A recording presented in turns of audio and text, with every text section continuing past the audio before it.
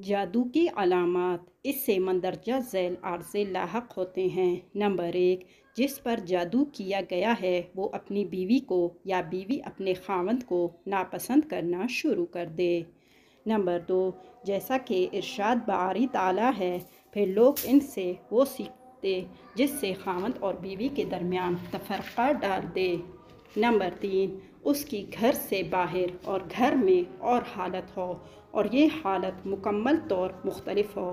گھر سے باہر تو وہ اپنے اہل و عیال کا شوق رکھے، لیکن جب گھر میں داخل ہو تو انہیں ناپسند کرنا شروع کر دے۔ نمبر 4، اپنی بیوی کے ساتھ مجامعت کی طاقت نہ رکھے۔ نمبر 5، حاملہ عورت کے حمل کو بار بار ساقط کرنے کے در پہ رہے۔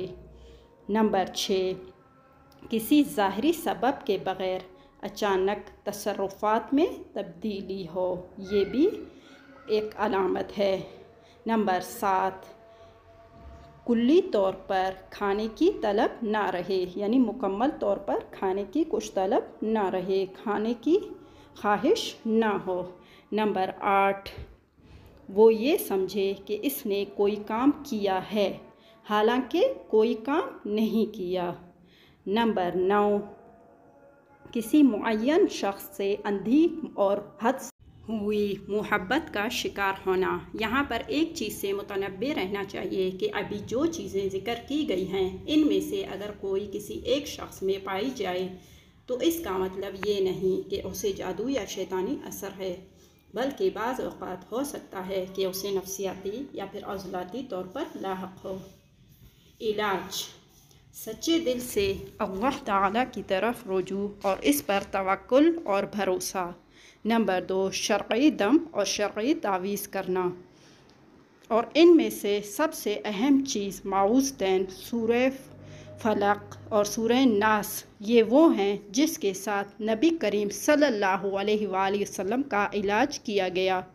تو جسے ان کا اور اس کے ساتھ سورہ اخلاص، قل هو اللہ احد اور سورہ فاتحہ ملا کر دم کیا جائے تو ایک کامیاب دم ہے، اور اس جیسا کوئی دم نہیں۔ جادو کے علاج میں یہ بھی ممکن ہے کہ بیری کے 7 سبز پتے لے کر کوٹنے کے بعد اسے برتن میں رکھیں اور اس پر اتنا پانی ڈالیں جو کہ غسل کے لیے کافی ہو، اور اس میں آیت کرسی، سورہ کافرون اور سورہ ناس نیز جن میں جادو کا ذکر ہے پڑھی جائیں، جیسے کہ سورہ بقرہ آیت نمبر 102، سورہ اعراف 117، 119 اور سورہ یونس آیت نمبر 79 تا 82 اور سورہ طٰہٰ 65 تا 69، اور اس پانی کو پیے اور غسل بھی کرے۔ جادو کو نکال کر اسے ضائع کرنا، یعنی جس چیز پر جادو کیا گیا ہے اسے نکال کر ضائع کر دینا، جیسا کہ نبی صلی اللہ علیہ وآلہ وسلم نے لبید بن عاصم یہودی کے جادو کے ساتھ کیا تھا۔ ان دواؤں کا استعمال کرنا جو کہ جائز ہیں، مثلاً صبح نہار منہ 7 برنی کھجوریں کھانی، مدینہ منورہ کی کھجور ہے، اگر یہ نہ ملے تو کوئی بھی کھجور کھائی جا سکتی ہے، مطلب کہ ضروری نہیں ہے۔